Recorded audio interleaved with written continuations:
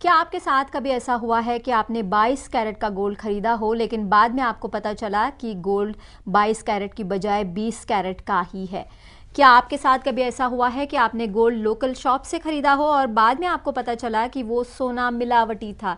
क्या आपके साथ कभी ऐसा हुआ है कि आपने दिवाली के मौके पर गोल्ड के सिक्के खरीदे हों लेकिन कुछ दिन बाद ही सिक्के काले पड़ गए हों? क्या आप जानते हैं कि ऐसी स्थिति में आप क्या कर सकते हैं? क्या आप जानते हैं कि ग्राहकों के यानी आपके क्या अधिकार हैं? अगर नहीं जानते तो ये शो आपके लिए है। और इस पर बात करने के लिए, आपके अधिकारों की जानकारी देने के लिए आज हमारे साथ स्टूडियो में मौजूद हैं सुप्रीम कोर्ट के एडवोकेट RK रंजन। रंजन जी, आपका स्वागत है। बहुत सारे लोग अब दिवाली के मौके पर, धनतेरस के मौके पर खरीदारी करते हैं और सोने चांदी की खरीदारी सबसे ज्यादा होती है। सिक्के हो या ज्वेलरी हो, किसी भी फॉर्म में हो। लेकिन ग्राहक, बतौर ग्राहक, वो अपनी ड्यूटीज भूल जाते हैं और इसलिए धोखा भी खा जाते हैं। ज्यादातर किस तरीके के धोखे सामने आते हैं इस तरीके की गोल्ड ज्वेलरी के खरीदते वक्त? देखिए, गोल्ड ज्वेलरी की खरीद पे जनरली लोग क्या करते हैं कि परचेज किसी ऐसे शॉप से कर लेते हैं जहाँ की हॉलमार्क गोल्ड उन्हें नहीं मिल पाता है। और उसके बाद वो क्या करते हैं कि लोकल शॉप से गोल्ड परचेज करने के बाद वो रिसीट नहीं लेते हैं। अगर वो रिसीट के लिए बोलते हैं तो उनको फिर वो बताते हैं कि इस पे वैट लगता है, इस पे सर्विस टैक्स लगता है, इट्सेट्रा।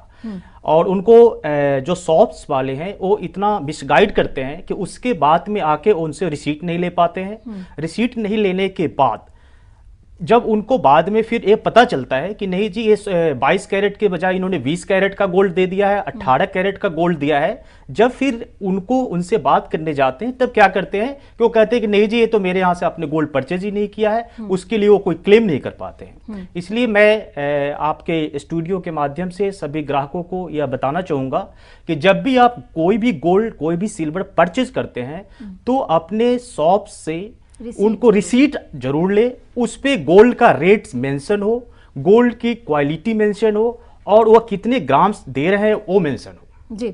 और बहुत सारे ग्राहक ध्यान नहीं रखते, जैसा आपने कहा, दुकानदार ये कह देते हैं कि वैट लगता है, इस पर टैक्स एडिशनल आपको लगेगा अगर आप बिल लेंगे, ये कहकर बहला फुसला देते हैं और फिर बिल नहीं देते। लेकिन बहुत सारे लोग ऐसे भी हैं जो बिल नहीं लेते हैं और हॉलमार्क ध्यान नहीं रखते।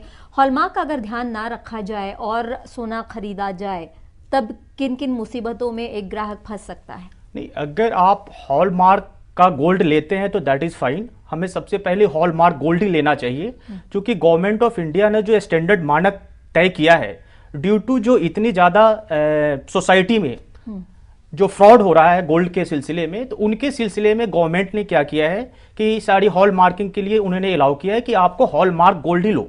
इससे क्या होता है कि आपको 100% की गारंटी होती है। अगर किसी भी तरह का कोई फ्रॉड अगर बाद में पता चलता है तो बायर को 100% की उसमें रिकवरी होने की चांसेस होती है। और हॉलमार्क गोल्ड लेने से क्या होता है, बायर्स को और शॉप्स जो बेचते हैं, शॉप्स वाले, उनको तो उनसे कुछ लॉस होते हैं, लेकिन बायर्स को फायदा होता है। थोड़ा सा पैसे ज्यादा लगते हैं लेकिन उन्हें अंत में उसके फायदे, लॉन्ग टर्म में उन्हें फायदा पता चलता है। जी। रंजन जी, एक कॉलर इस वक्त हमारे साथ हैं, अपना नाम बताइए। जी, मैं राकेश बोल रहा हूँ। जी राकेश, कहाँ से बोल रहे हैं आप? मैं मेरठ से बोल रहा हूँ। जी, सवाल पूछे अपना। एक्चुअली पिछले दिवाली पे मैंने एक लक्ष्मी और गणेश का मूर्ति लिया था जी।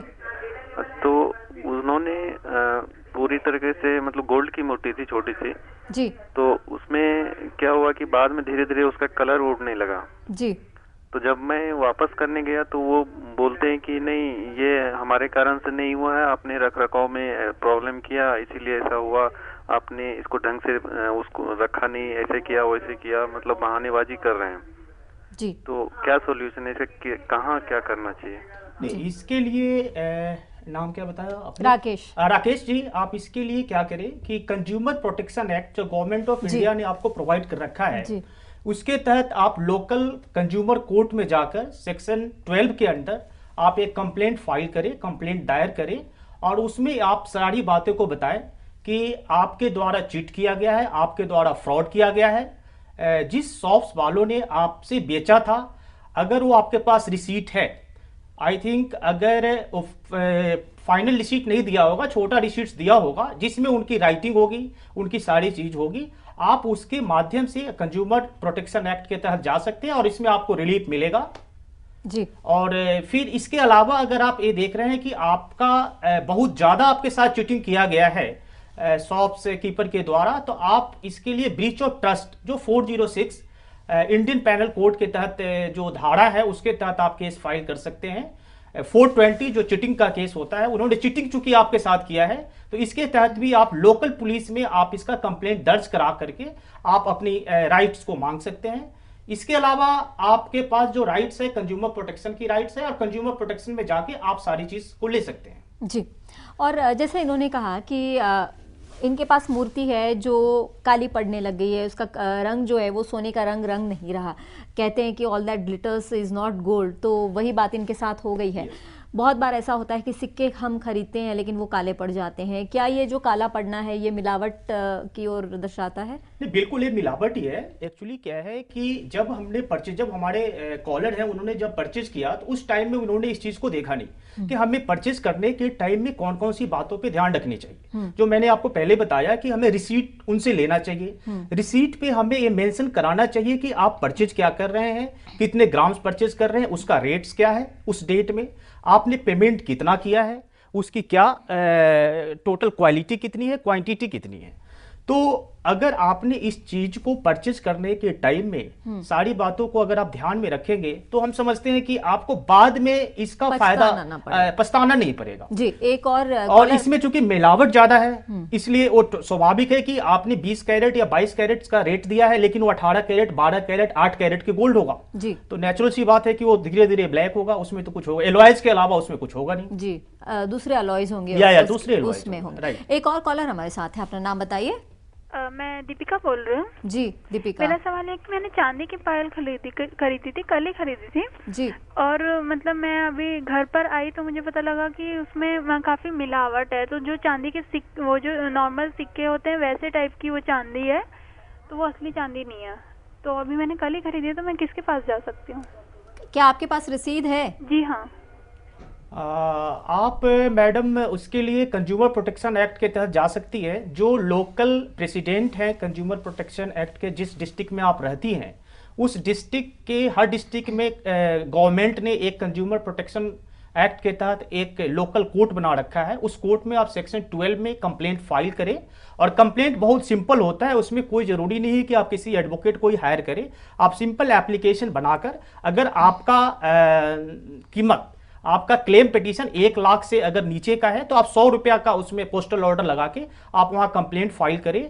और इसमें डायरेक्शन है, नेशनल कमीशन का भी डायरेक्शन है, स्टेट कमीशन का भी डायरेक्शन है कि इसको सुनवाई जल्द से जल्द 90 डेज में आपकी सुनवाई होगी और आपका जो राइट्स है, आपके जो पैसे हैं वो सारे मिलेंगे। इसमें आपको कंपनसेशन भी मिलेंगे। आप जो क्लेम अमाउंट डालेंगे, क्लेम अमाउंट के साथ कंपनसेशन, आपकी जो मेंटल एगोनी हुई है, वो सारी चीज आपको मुआवजा दी जाएगी कोर्ट से। जी। रंजन जी, क्या ऐसा होता है कि मान लीजिए 20 कैरेट का गोल्ड खरीदा है और फिर वो 18 का निकल गया, ये जो मामला है और जो मिलावट होता है, ये दोनों मामले अलग अलग बनते हैं या एक ही मामला बनता है दोनों में? नहीं, एक्चुअली क्या है कि मिलावट तो अपने आप में बहुत बड़ा फ्रॉड है।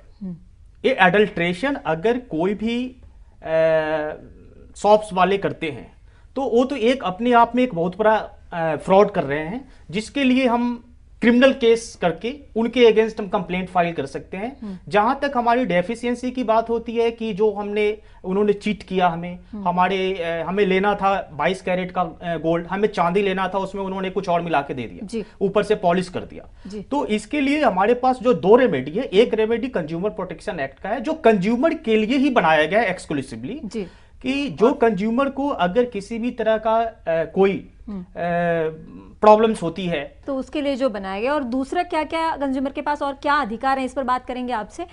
क्या आपके साथ कभी ऐसा हुआ है कि आपने सिल्वर ज्वेलरी खरीदी हो लेकिन जब आप उसे बेचने गए तो आपको पता चला कि चांदी में कोई और धातु मिलावट है? अगर आपके साथ गोल्ड और सिल्वर से संबंधित किसी तरह का धोखा हुआ है तो ये शो आपके लिए है। बोलो ग्राहक बोलो में आप बोल सकते हैं, सीधे हमारे एक्सपर्ट से राय ले सकते हैं, लेकिन अभी लेते हैं एक छोटा सा ब्रेक।